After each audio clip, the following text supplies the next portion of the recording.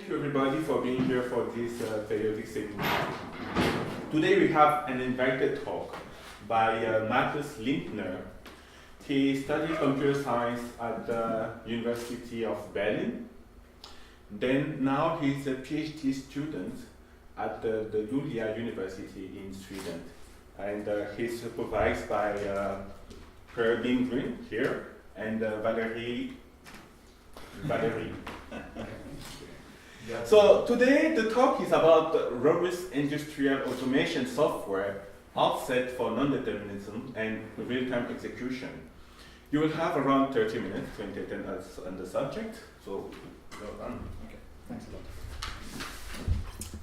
Before I start, you will see now a longer version of the talk I gave about 1 week ago. That was for my licentiate defense, which is halfway to PhD in Sweden. And after this presentation, I started to kind of defend my work.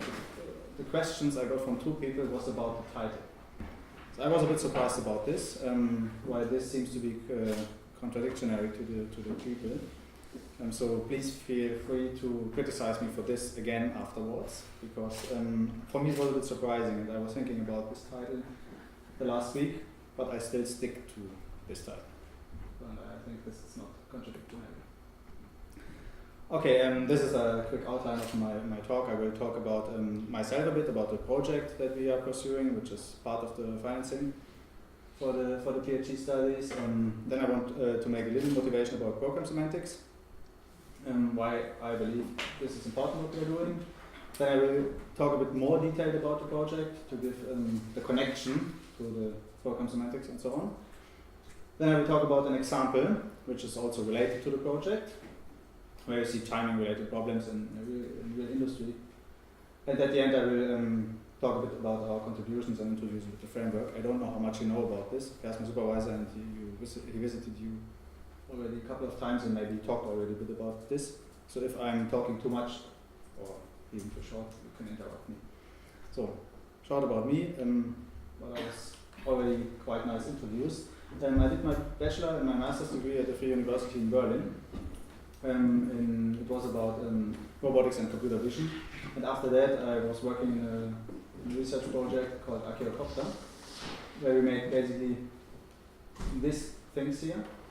To get to this at the end, it was to support the excavation process and the documentation of it. So it was not about controlling the electronics, not really, it was about computer vision. Yeah, since November 2013 I'm in Luleå now. That is up here, short before the Arctic Circle. And this picture, what you see here, was from Sunday. And this is how it looks right now in Luleå. And yeah, but it's a very beautiful place, so I'm really happy to be there. And as I already mentioned 1 week ago, I was presenting my licentiate thesis, which is halfway to the PhD. Okay, quickly about the project. The project is about improving the reliability of variable frequency drives and energy production plants. It sounds quite complicated, but it's basically about speed adjustable motors. And they have they had some issues with that in Sweden, or maybe not only in Sweden, but Svenska Kraftnät, this is unfortunately I used that publication here, is the grid owner of the Swedish national power grid. And they founded a research project to improve the reliability of these frequency drives. I will not talk too much about why and how, but our relation to this. The project is split into 3 parts. There are 3 PhD students working on this from 3 different perspectives. One is about EMC-related problems. It's quite theoretical and modeling around the cabling and stuff like this. Another one is monitoring of the power semiconductors. And the last part is what we are working on, the embedded software that are around the frequency drives. But I will make this a bit more clear in a while. Here you see just briefly how it basically looks in energy production plants. You have a control system, of course. It can be a SCADA system or whatsoever, but this might be the most common one. And part of the control system are, of course, also actuators. And the frequency drive is one of these actuators. Here you see such a frequency drive. As I said earlier, it's just a speed adjustable motor, basically. This is a little box that is connected to this motor that is basically providing the energy to turn the rotator. And there's also software running in it.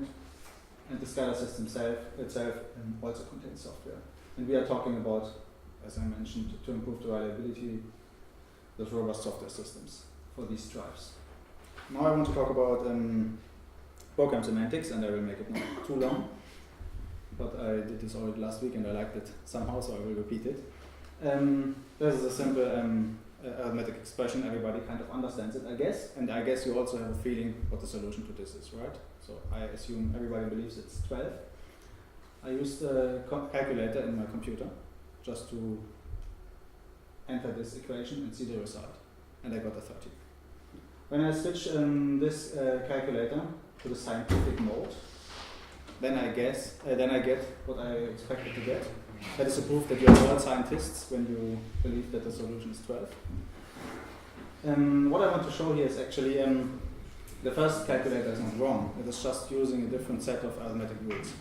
And to use a tool like this, you need to understand which rules are applied by this tool, so that you can use it in a correct way. Another example, but I assume most of you know this example, this is the anything else problem. I used it just to make, again, once more clear why in programming language also semantics is very important. You see here on the left side, there's a simple if then else statement, a simple branch, comparing a variable, and depending on the variable value, I take either one or the other branch. So if I write one if before, what does this mean now?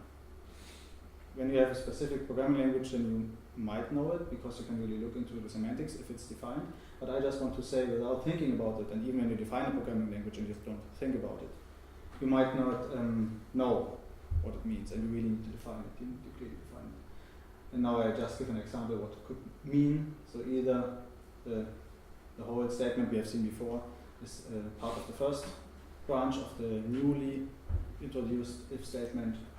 Then the interpretation of x after the whole thing would be still 10, because we never change it when b is not equal to 1.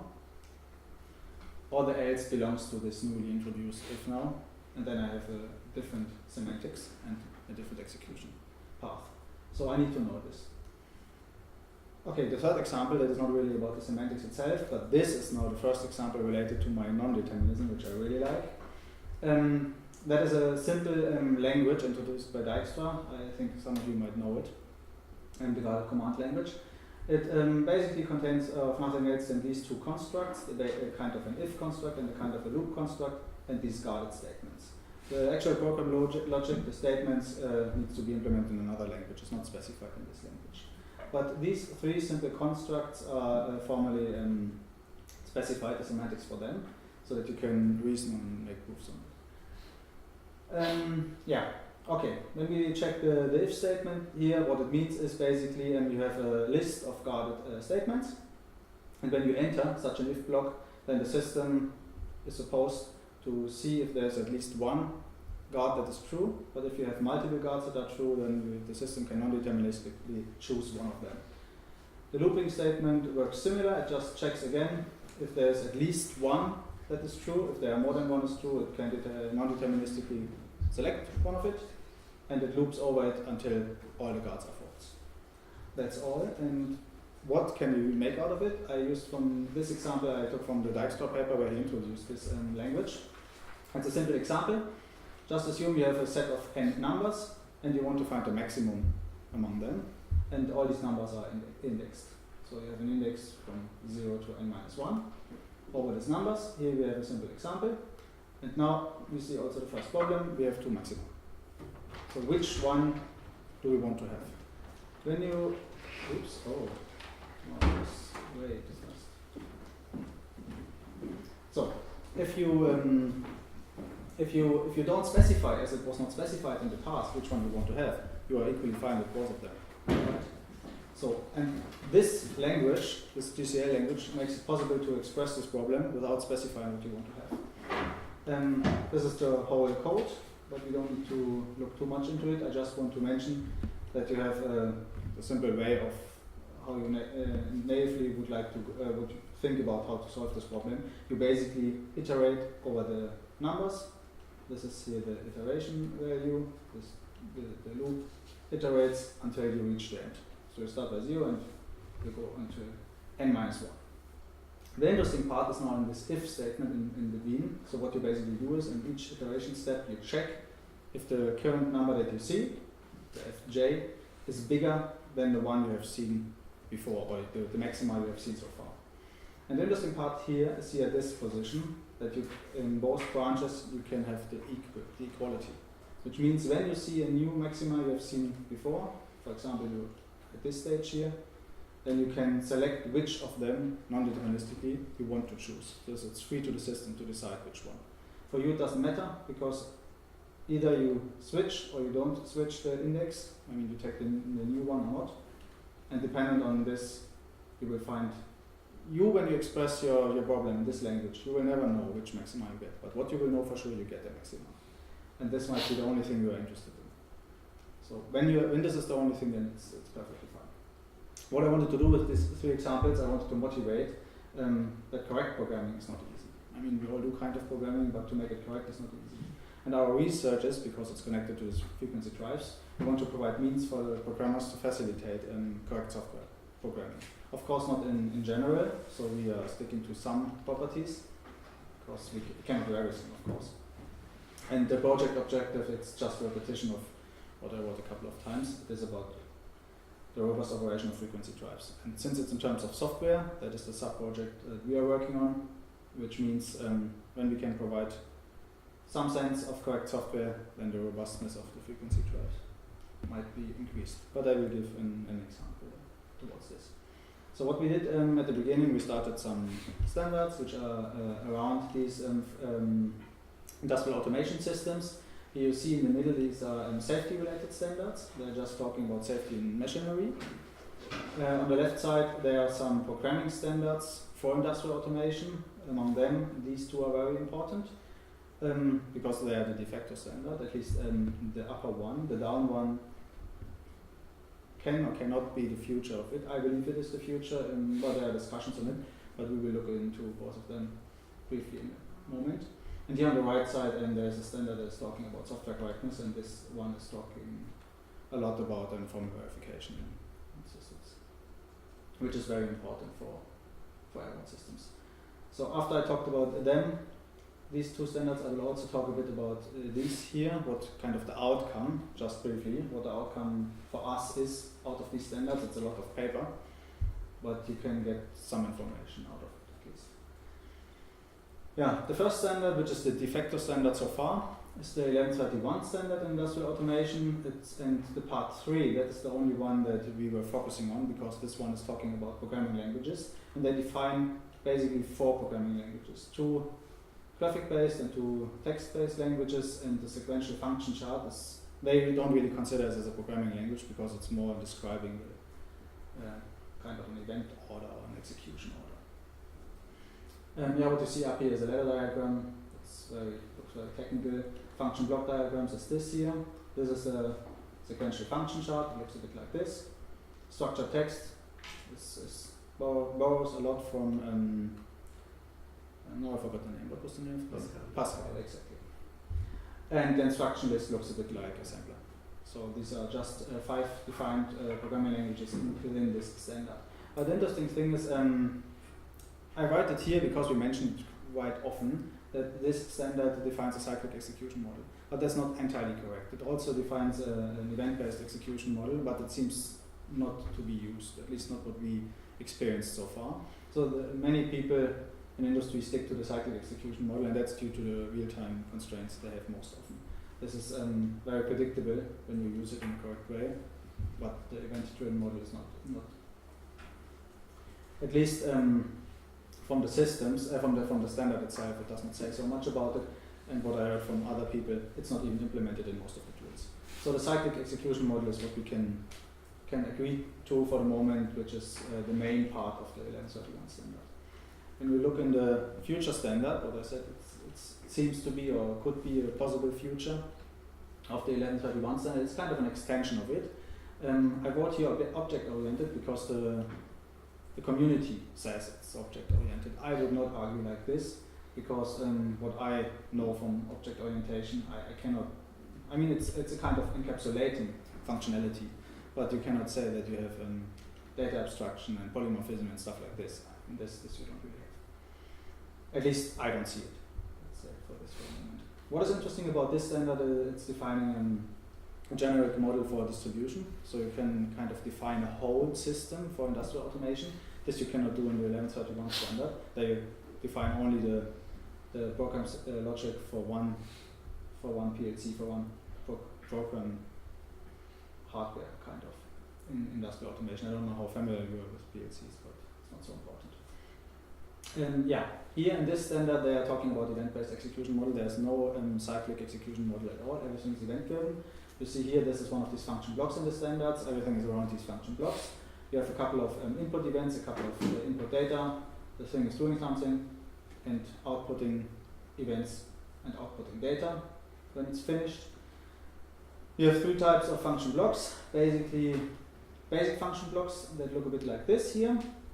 I mean, outside from the interface, they look all the same, but I mean like this because here we are talking about something like an ECC, that is a state machine. They're talking about some algorithms that you can embed inside of these function blocks so that it's reusable at the end. There are also a type like composite function blocks that is just combining such basic function blocks together and maybe even service interface function blocks and make a new one out of it. So it's just a worker.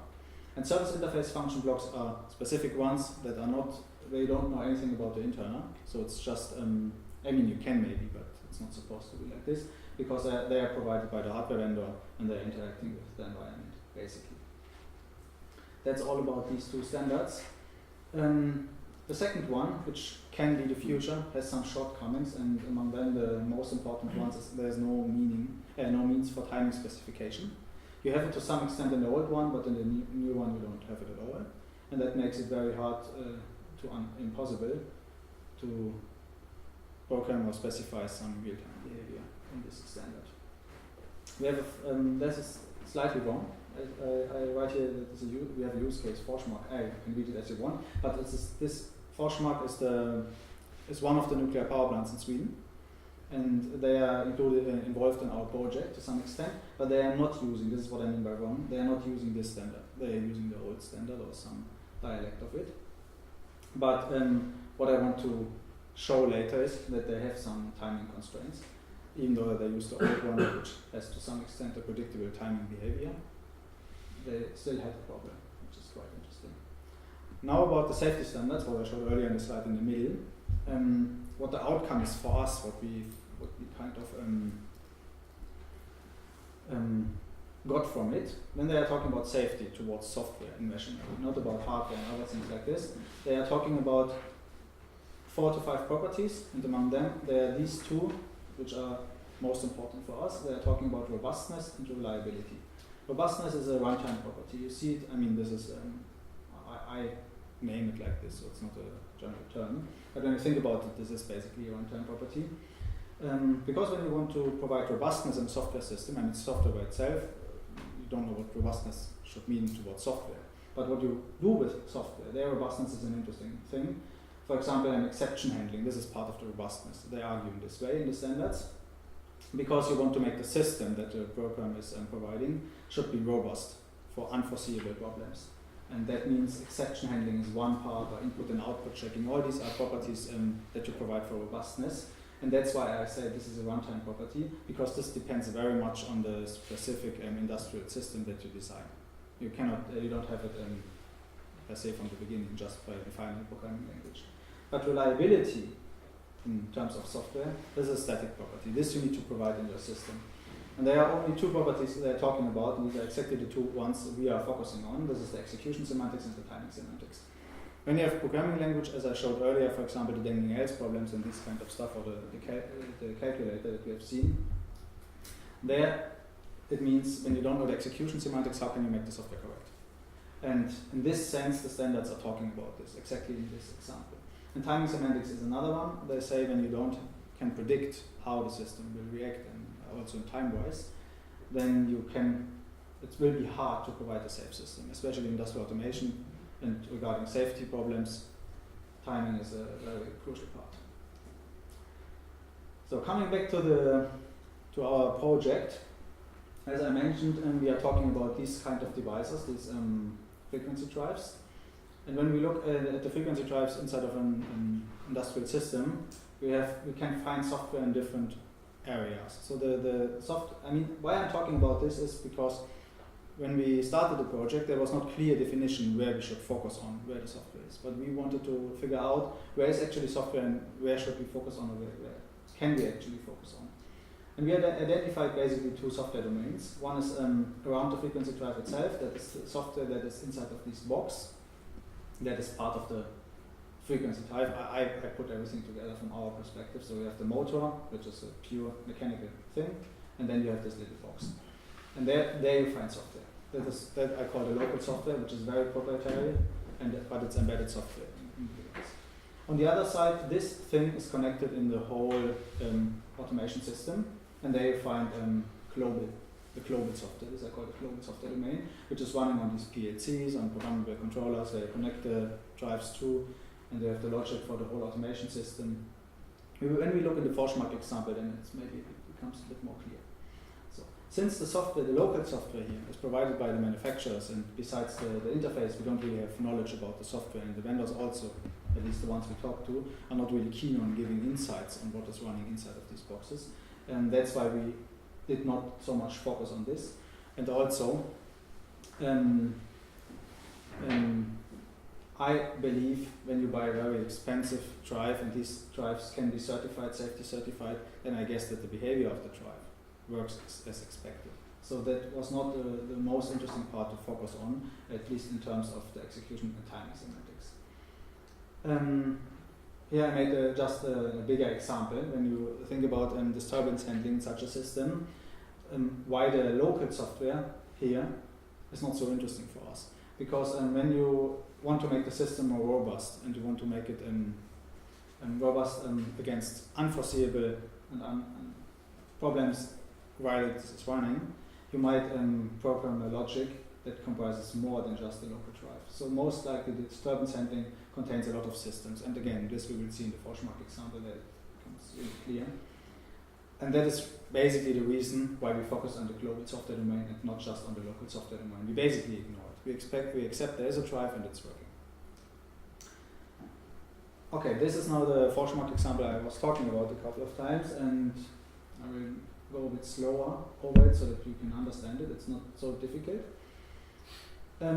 What we see here is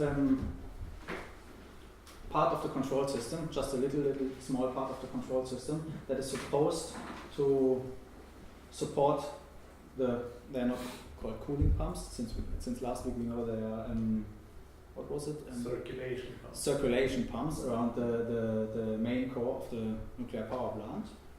They have a couple of them, but always two are connected in such a system here that is supposed to provide energy over a short period of time if something goes wrong up here on the input.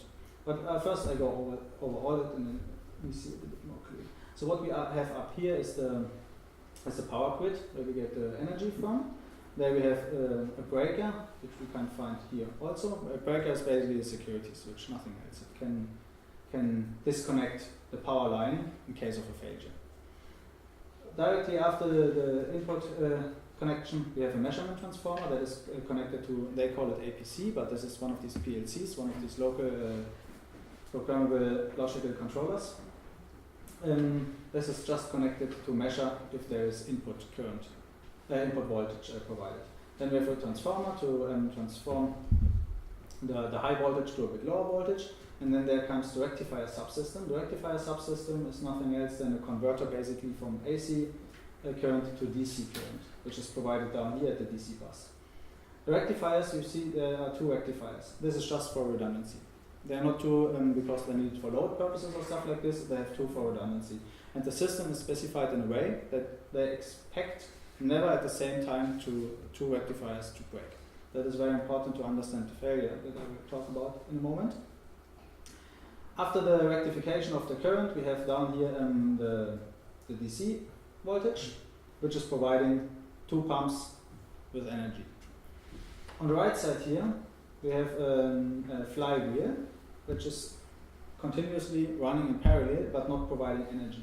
As soon as the flywheel detects here on the DC bus that the voltage goes down, it kicks in and provides the pumps with energy for a short amount of time. If the current does not come back up here, then the pumps have to be shut down gradually. If not, which should be most of the time the case, then it will take over after a while the rectifier subsystem again. So now let's see, in this system there is that was the original specified and designed system for this power supply for the pumps. And there's a design error in it, which they figured out in a very dangerous incident actually, which was also the starting point to some extent from our project, because the grid owner, they have an interest that the power plants are working in Sweden, of course.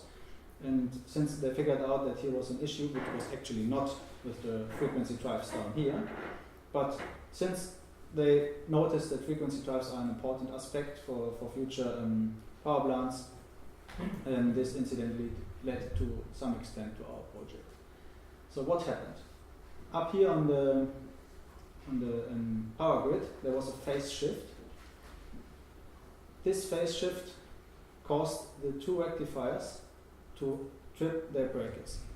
That is due to safety reasons for the rectifiers by themselves. They protect themselves in this way because a phase shift, I cannot explain why, I also know that is the case, that the phase shift seems to be a problem for a rectifier, and for this reason when the rectifier is detecting a phase shift on the input, it will disconnect itself from the grid. Unfortunately, the disconnection works automatically, but the connection afterwards needs to be done manually. Someone really needs to go and need to switch it back when you're sure that everything is working fine. But that is not yet the problem. The problem basically is that, you will see in a moment, after the rectifiers tripped themselves, the DC bus, the voltage at the DC bus collapsed. For this reason, the storage flywheel kicked in because it noticed that there's no voltage anymore at the DC bus, so it started to work and notified the APC that it's now working and providing energy. The APC is now doing what it's supposed to do. It checks up here with the measurement transformer when the current or the voltage is coming back. But the voltage was never away. There was just a phase shift, but never the voltage dropped. For this reason, the APC notices, oh, the voltage is back, so you can switch off here, this. They switched off, and the DC bus collapsed immediately, and the pumps were immediately stopped. The reason for this going to happen was that no one expected that they can break at the same time. I mentioned earlier, they were built in a redundant setup just because they expected that they cannot stop at the same time. For this reason, the APC, the system design, was that when I see voltage up here, then I expect always to be also voltage down here. No one was considering that something else can go wrong in the rectifier subsystem. They fixed this issue because they are smart guys, but they have overlooked another problem, and now we come to the timing issue that I want to mention, because when that happened, it was for them clear we need a signal from the rectifiers. Now they connected the signal from the rectifiers to the APC, so the APC can not only rely on the measurement up here, also on the direct information from the rectifiers. So, but what happened now? We have to look a bit right and left now. Here is a voltage profile.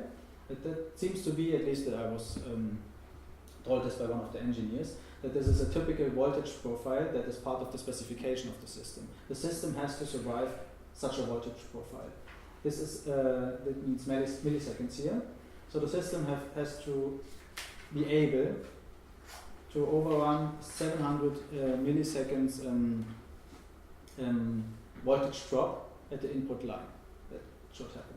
So what happens? First, we have one of these input voltages, and also this happened, what we see here now. And it took for them quite a while also to figure out where it came from, actually, which is also interesting. After the input voltage drops here, as expected, the same happens as before. The DC bus collapses and the flywheel kicks in. Everything is fine. Up to 500 milliseconds, the voltage slowly came back and is now at the moment where the rectifiers are able again to provide energy to the DC bus. For this reason, the rectifiers start to work again. It takes another 700 milliseconds, and the APC has not yet got the information from the rectifiers that they are working again. And for this reason, the APC says, okay, now I need gradually to shut down the pumps because the voltage obviously did not come back. But that's not true because the rectifiers worked again already at 500 milliseconds, but the signal was too slow. They expected the signal to, when they connected it like this, they told it to us like this. And they expected the signal to be part of, to be in 50 milliseconds provided to the APC. That is due to the whole power plant is running on a 50 milliseconds execution cycle. So they expected all the systems they have here, that they provide the signals in 50 milliseconds. That's why they connected in this way. Everything was for them fine, and when they run into this problem, they figured out after a while that the signal is actually too slow. Just because no one has known that this signal cannot be provided faster from these DSU units. That is not a problem, but as you see, there was no specification, they just assumed that it's like this, and it was not like this. And they run into problems. And you cannot even blame the vendors of these DSU units, because the first design of the system was not considering this. So that was basically a fix what they did here, and with the fix they introduced a new problem. Yes, here you see basically again the relation to our local and global software domain. They had, even though that this was not a frequency drive because the problem was not down here, the problem was in these DSU units, but you can consider as kind of similar. They had in a local device a lack of specification and they had to fix it. Later they fixed it again here in the APC by changing the software. So that's why I motivate why we focus on the that's how I motivate why we focus on the global software domain. Okay, how do we tackle all this? Or try to tackle it at least. I just briefly introduced what we have done so far because I guess Per already talked a bit about this, maybe also even here. We have a system, we have a framework now in Luleo that consists of different parts. We have a kernel, we have a runtime, we have a defined language, and we can execute on different parts. And what our framework basically does is it specifies a model of computation, which is not yet formally specified, but it should be part of the future. And it supports programming, specification, and execution of real-time applications. That's the main idea of the whole thing. The outset of our framework is basically tasks and resources. This is due to the static resource policy that we used from the beginning, at least, as an execution scheduling system. We introduced recently, more or less recently, a timing semantics to abstract away the static priority assignment of SRP to make it more usable to the programmers.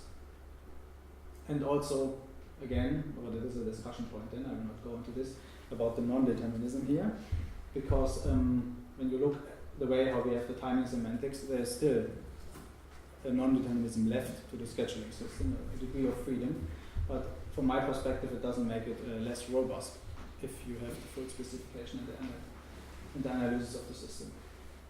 As the execution environment, we have two environments basically. We have the RTFM kernel to execute it on bare metal, directly on ARM-based microcontrollers, and we have a runtime system that bases on threads and can run on ordinary operating systems.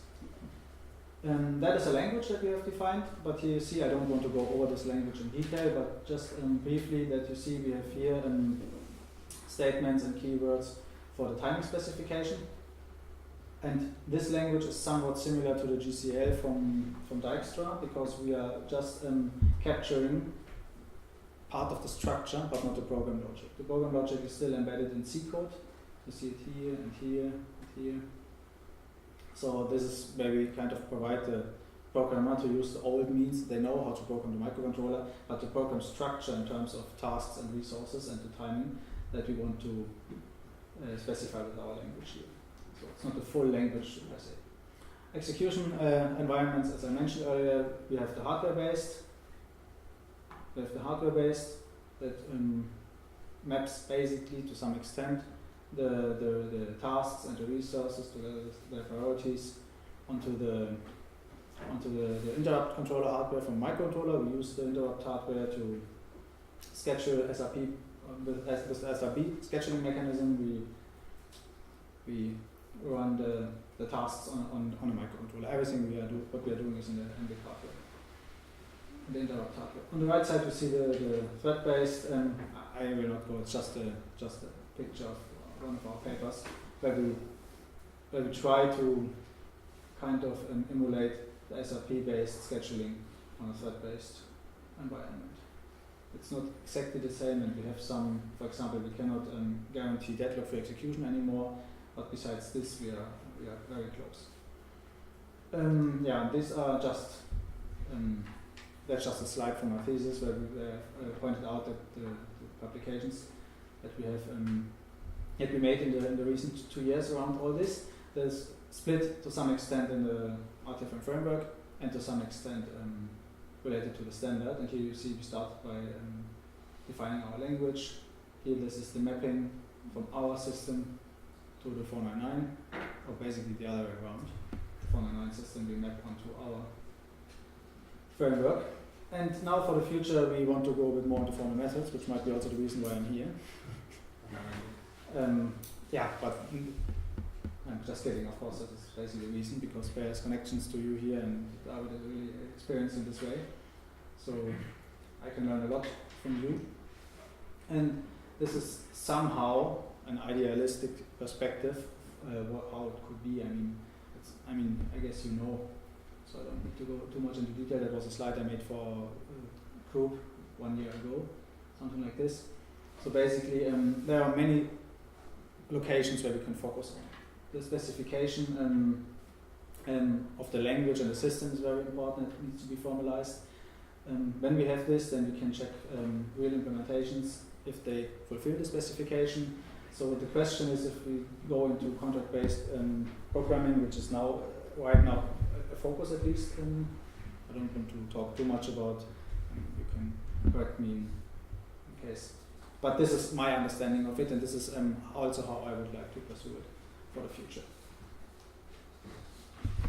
That's so far from my side. And now you can criticize my non-determinism, if you wish, in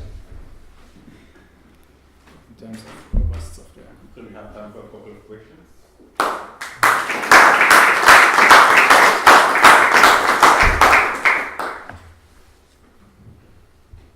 will put up my first slide because this seems to be very controversial.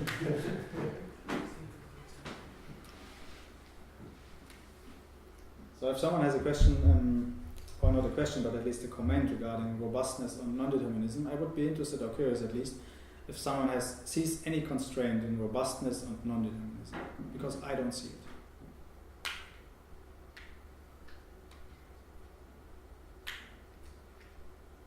Perfect.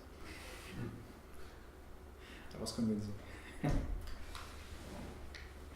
As a comment, most of the work when it comes to improving robustness and doing verification on this industrial automation system has taken the path of removing degrees of freedom. Yeah. And we believe that it's not really the key to finding robust solutions. Mm-hmm. Of course, they need to be predictable, but that does not exclude non-determinism. Exactly. And also when it comes to dealing in the future with a more multi-core and distributed systems, you will eventually have non-determinism in any case. Yeah, exactly. So I think it's just putting your head in the sand to say that we need determinism in order to get predictability. Yeah. I fully agree. I think it's just the fact that robustness means that you are able to handle non-determinism. Yeah. So I don't see why there would be any. No, me neither. But as Per said, they really try to. We have also seen some works where they try to get rid of the non-determinism, and it might make it easier. I cannot judge about this, but everybody is talking, at least in the last 10 years, about we need parallelism, we need distribution, we need all these kind of systems. So how can we tackle this? But making a parallel system deterministic seems to me at least, the wrong way. So why should I want to do this?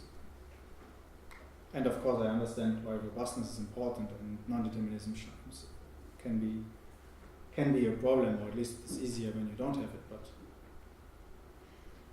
yeah, and this is also the two standards that we have seen, the 1131 and 499. The 1131 standard, the old one that they are using right now, is basically running on one of these controllers, and there you can enforce determinism. It's not a problem. The system is even doing it, or at least most of the systems that you have. But the 499 standard, which defines the distribution, that's really part of the standard. And also when you read the standard, there is the non-determinism clearly inside of the standard. So that means when, from an industrial perspective, say I want to have robustness, but I don't want to have non-determinism, then you need to say we cannot have 499. But that seems odd that most of the people say it like this. So you said at the beginning of your presentation that they had some timing issues in that nuclear plant, Yeah. which is already a bit scary. But what kind of timing issues do they have? Because I had the impression for this kind of system, you will use most of the time some industrial automaton, and which are very deterministic in terms of timing too. Yeah, they are deterministic, but as I said, it is a bit an arguable problem. It's not timing in the sense of that they couldn't predict the timing. Here it is just a question of. So that's a timing issue? That's the issue? Yeah, that is. Okay, so that's the fact that the transmission time was not considered in the system design.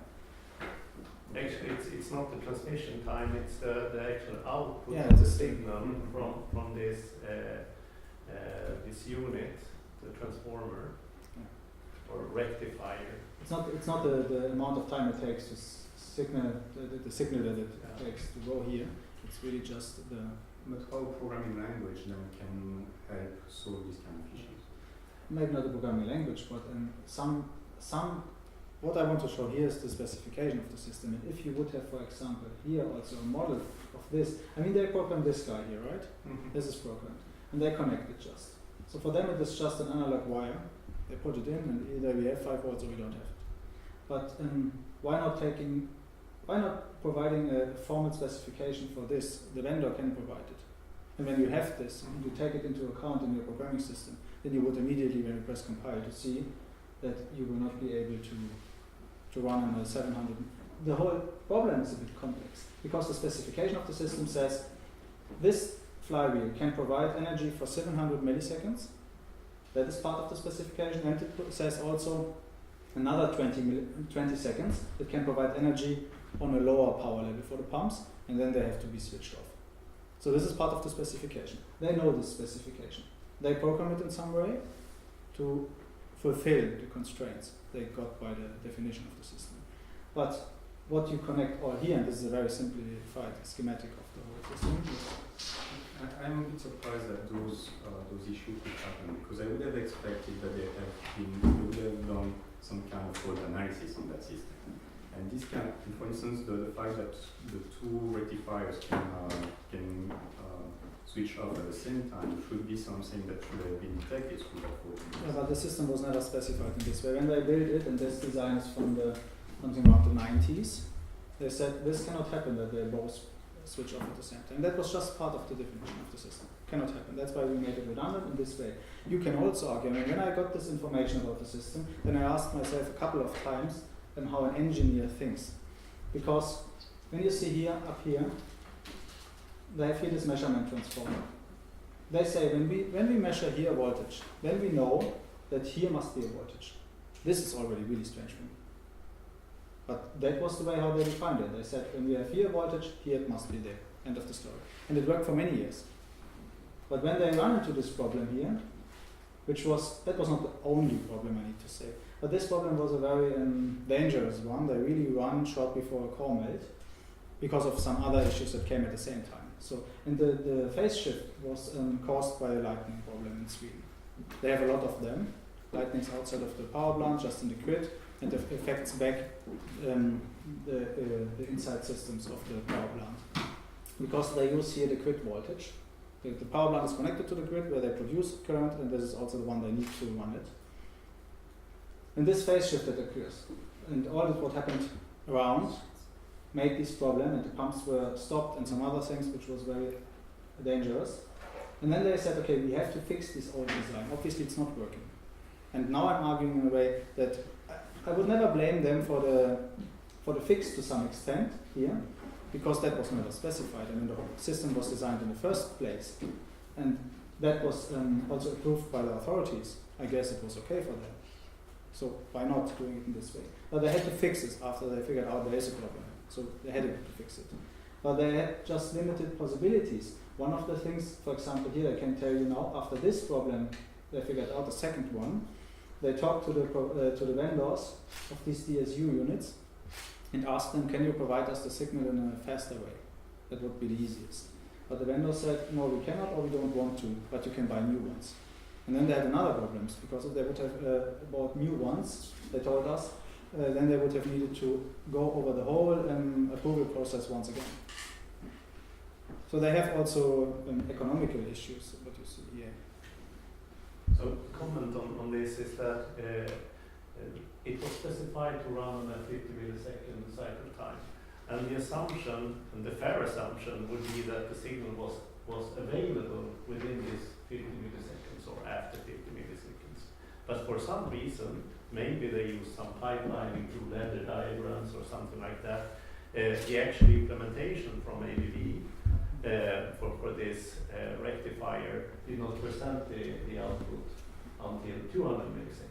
And that was never part of the specification. So it was just a kind of fair assumption by the engineers, but it was not a true assumption. Yeah.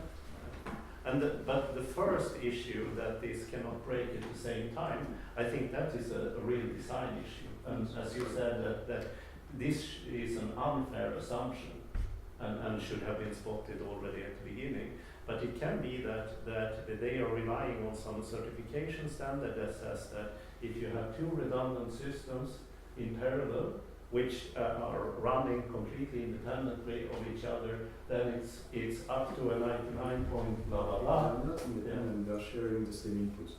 Well, I don't think they are actually connected to the same wire, but in some sense they are connected to the same fault.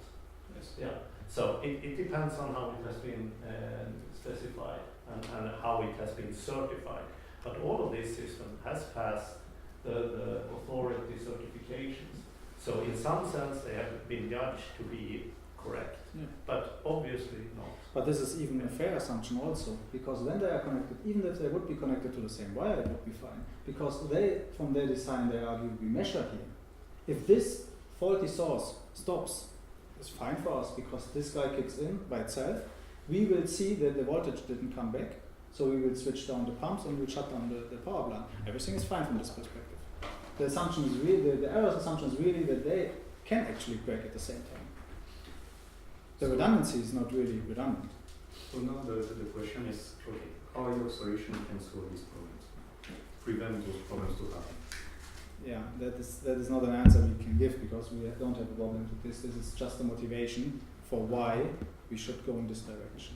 Okay. I would not say that we can solve it what we have so far, but when we have it maybe at the end, when we have a system, because we want to be able to specify timing, for example, and also we want to make this happen in the 499 standard, which might be the future, and then the people can argue. This is what I at least try to argue. They can specify a system not only for this APC, for all together, and they can give the timing constraints they have, these voltage profiles. We need to be able, 700 milliseconds and so on. And then the system should be able to check from a formal perspective by itself if these requirements can be held or not. Because this is what they want. Or at least what they need, I guess.